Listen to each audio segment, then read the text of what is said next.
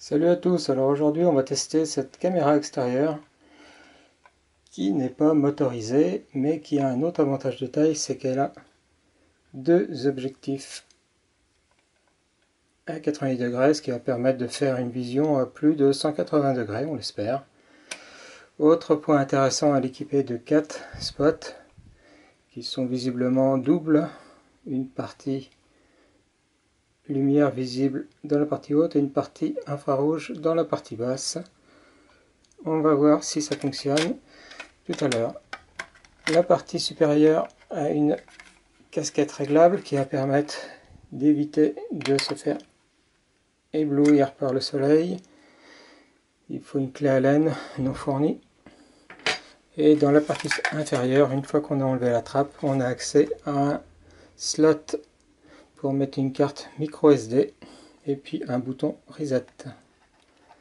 On va déjà mettre une carte micro SD. Et puis je laisse ouvert pour s'il y a besoin de la resetter tout à l'heure. Qu'est-ce qu'on a également? On avait ça sur les objectifs tout à l'heure pour protéger pendant le transport. Et on a ici un capot qui va se mettre au bout de cette prise RJ45 pour étancher si on utilise une liaison filaire. Et les Wi-Fi bien entendu. Et ici une prise d'alimentation. C'est également fourni avec ce petit adaptateur secteur étanche. Alors étanche IP44, il faut le fixer au mur parce que c'est pas étanche dessous. Et puis il y a également le carton. Alors qu'est-ce que dit le carton? Que ça protège la vie privée, que ça détecte les humains, enfin que ça fait une détection de mouvement, que ça allume la lumière si quelqu'un est détecté, que c'est facile d'utilisation, qu'il y a un intercom dans les deux sens et qu'on fait surveillance à distance. C'est un petit peu le but quand même. Alors celle-ci s'appelle la QJ4 et c'est un modèle qui se dit 8 mégapixels. C'est du 32 neuvième, donc deux 16 neuvième l'un à côté de l'autre. La caméra en elle-même serait IP66. Et puis voilà. Et puis il faudra installer l'application ICC. Alors pour le transport, elle est enveloppée dans des bulles. Et il y a également une petite notice en anglais.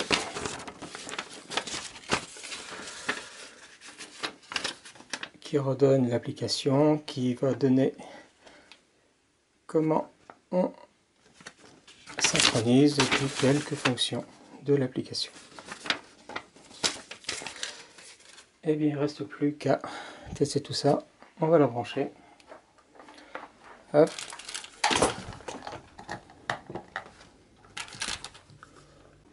Alors l'application je l'ai installée, enfin je l'ai téléchargée.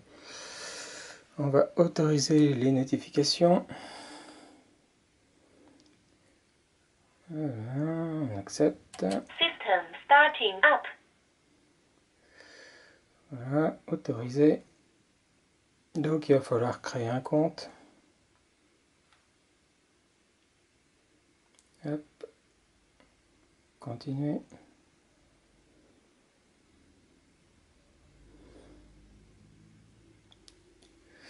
Voilà, et maintenant on va pouvoir faire plus. Ok, donc je fais plus, caméra Wi-Fi, autoriser lorsque l'application est active.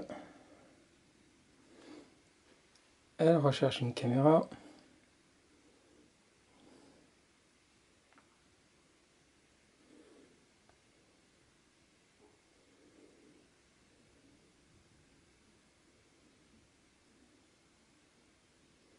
Suivant.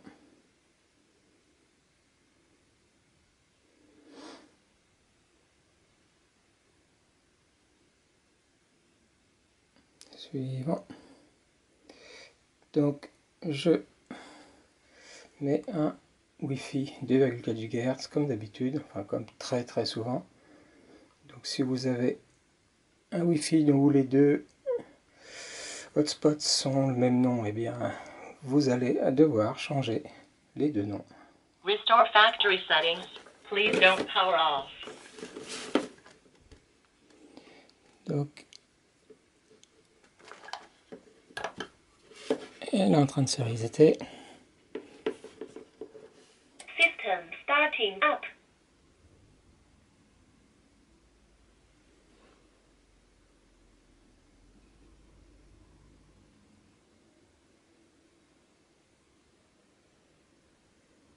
Connect to router successfully.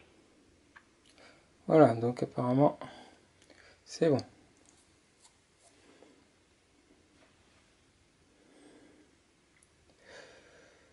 Donc eh bien, il va falloir un mot de passe. Donc on va mettre un mot de passe quelconque pour le moment.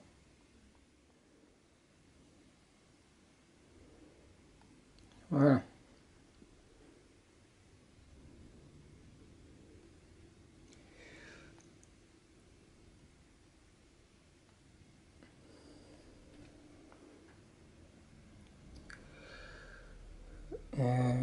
Non.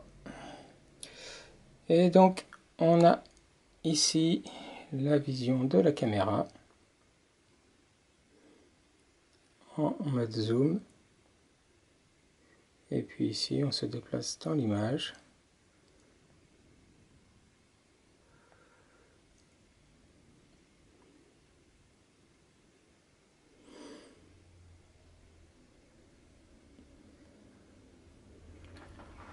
On va voir s'il arrive à détecter le mouvement. Oui, apparemment, il détecte le mouvement. Bien.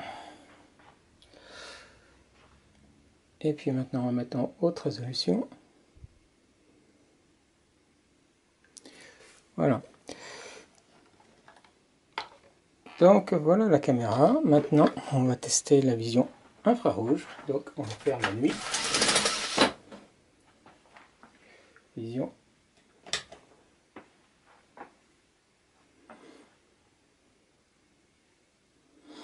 Alors la caméra continue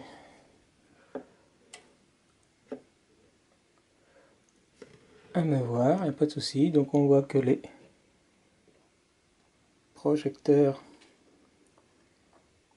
sont bien là et on voit bien que la vision est tout à fait nette. Voilà. Et donc là on voit que en cas d'alerte on peut afficher en lumière.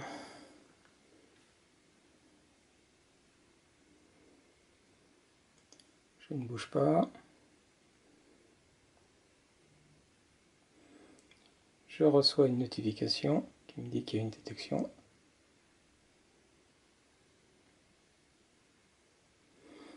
Et donc c'est plutôt sensible, c'est bien. Allez, on va refaire la lumière. Et puis, on va faire un test de vue. J'ai fixé une mire sur la porte au format A4.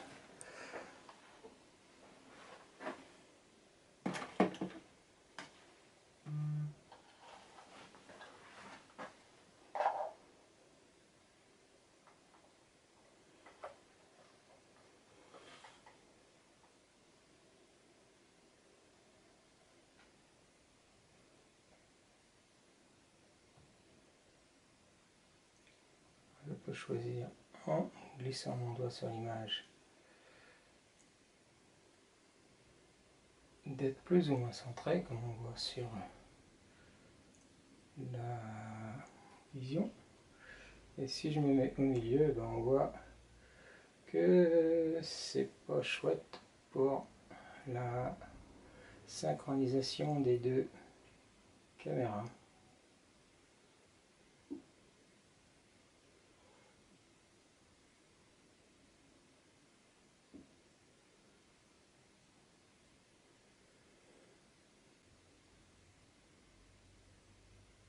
photo. Je mets en mode SD, photo. Voilà. Et bien il ne reste plus qu'à faire la même chose dehors. On va voir quel est son angle de vue. Et puis on va conclure ça. Alors voilà, maintenant laissez terminer. Vu que ce que j'ai dit dehors à cause du vent risque d'être coupé au montage parce que incompréhensible, je vais répéter ce que j'ai pu remarquer. Alors la coupure entre les deux images que j'avais remarqué en gros plan n'est pas perceptible dehors, donc tant mieux. L'angle de vue est parfait, on a largement plus que 180 degrés. On voyait chez moi sur deux angles de la maison, on voit tout sans souci. Les couleurs sont belles. La vision infrarouge puissante et puis les LED, c'est un vrai plus. L'application est plutôt pas mal foutue, bien que elle pourrait être un petit peu mieux, mais bon, pour les 50 € que coûte cette caméra, franchement, on s'en sort bien. Si on n'a pas confiance dans la carte micro SD, eh bien il y a une fonction cloud payante qui est disponible sur l'application. Je n'ai pas trop regardé combien ça coûtait. À savoir également que la carte micro SD, j'ai essayé de la relire sur PC, elle n'est pas lisible sur PC. Visiblement un format particulier ou un chiffrage à la sauce Unix peut-être. Du coup, ça permet également qu'une personne de mal intentionnée n'accède pas facilement aux données de la carte mémoire. Par contre, aucun souci pour télécharger les photos et les vidéos à partir de l'application du smartphone et ensuite les télécharger vers l'ordinateur de votre choix. Donc voilà, ça semble être une bonne caméra pour les 50 € qu'elle coûte. Par exemple ici. Les 8 mégapixels annoncés semblent être plutôt réalistes. Je vais vous comparer ici une prise de vue 4 mégapixels pris avec un appareil photo classique et puis la même vue de cette partie-là de 8 mégapixels, donc divisé par 2, 4 mégapixels, pris par cette caméra. Voilà, à vous de vous donner une idée. La même chose, mais sur un détail en particulier. Bon, sur ce, je vous dis salut et puis à une prochaine. Ciao.